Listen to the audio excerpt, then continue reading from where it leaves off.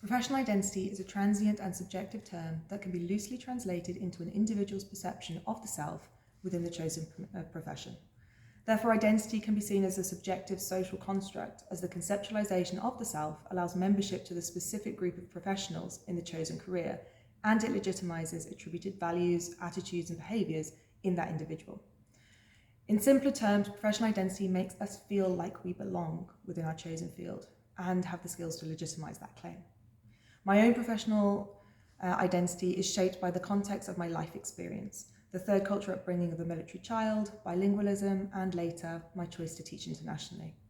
I also feel keenly that my professional identity has been shaped by the values instilled in me of hard work and the concept of a meritocracy, which many would consider a myth these days, but that I nonetheless internalized as a young child and an adult. In this way, I've utilized the constellation of attitudes, belief, values, motives, and experiences that Shine discusses, which I was exposed to and that I had modeled. The concepts surrounding meritocracy are very appealing to many from my background of working class, first generation to attend university, and both my parents working largely manual skilled labor jobs. In this way, the concept that if you work hard, you'll be justly rewarded for your own innate skills and talents is of course appealing, when it is easy to recognize the social closure that Murphy discusses before you in regards to class, socioeconomic status, gender, and even the nationality of one of your parents. This is keenly felt by many individuals to a much greater extent, especially in regions of substantial socioeconomic change, such as in Latin America, where at least I did not need to contend with the bias of social or racial status when applying to tertiary education or in my compulsory schooling.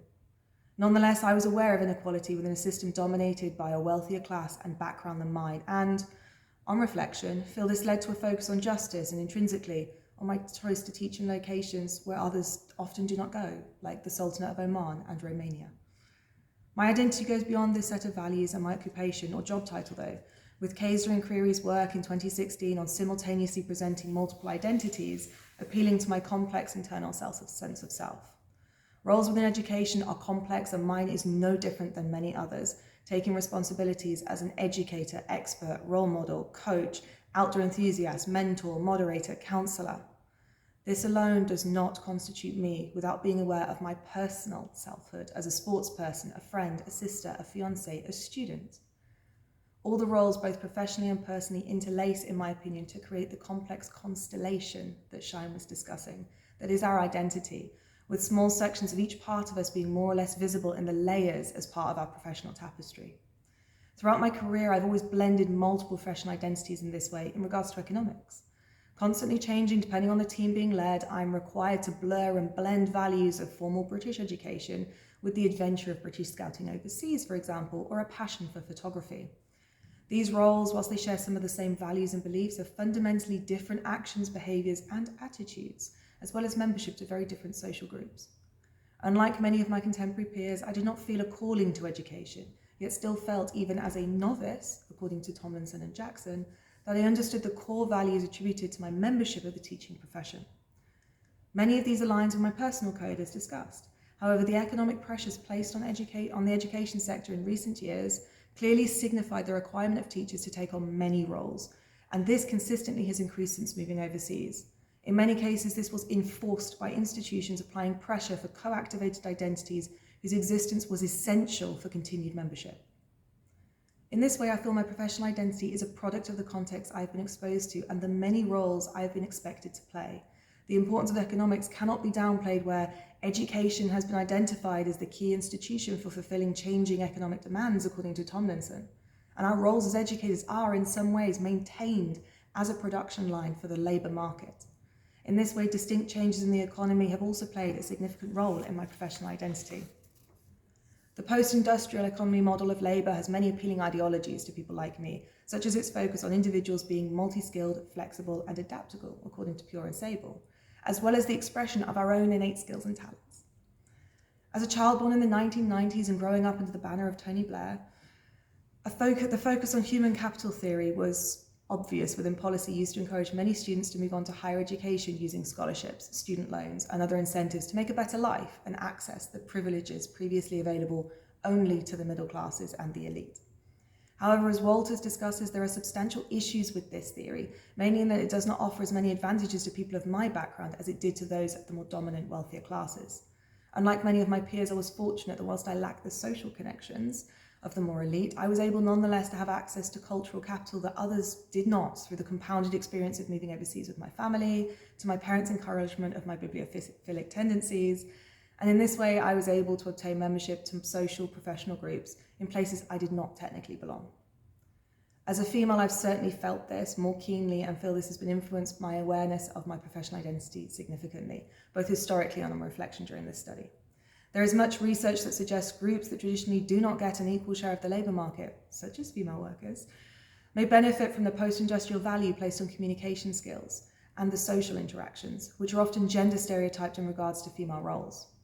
In this way, one would hope that changes in education and in the economics of the world will only offer female workers like me more choices and options in their careers.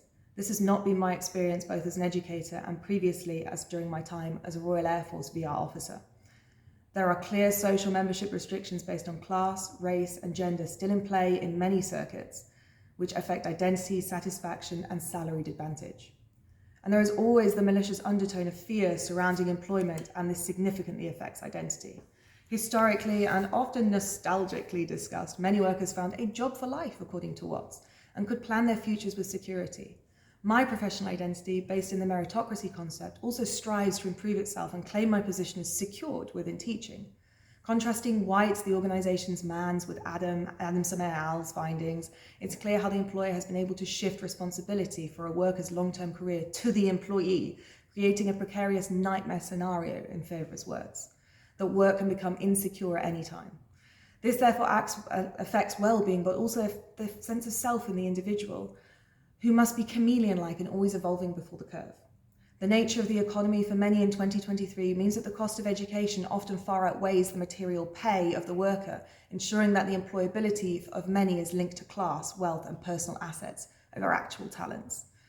Personally, I find teaching a more stable and consistent profession than many other occupations within the post-industrial economy. However, there is an industrial-like nature still to the batch production of annual academic grades, reports, and certificates. In this way, as an individual, I am less at risk of unemployment. However, in other ways, the commodity of international education still meets Favour's nightmare scenario, where every member of staff is replaceable, often rapidly, and with ever-changing landscapes of expatriate life.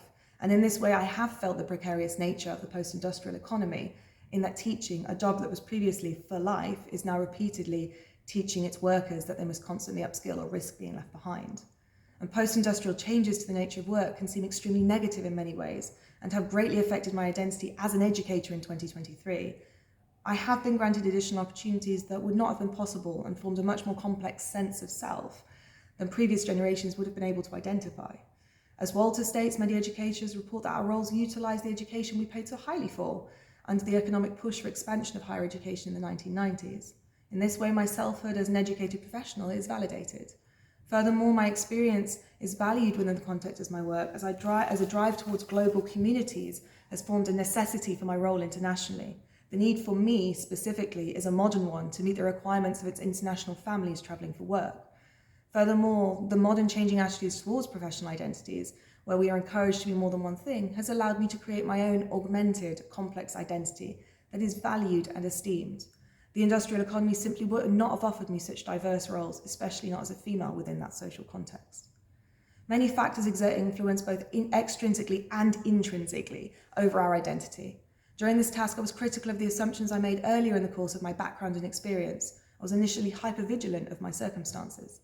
However, when considering more deeply the economic changes reflected within my occupation, I was able to recognise the different set of factors, including my class, gender, and nationality, as significant to my identity.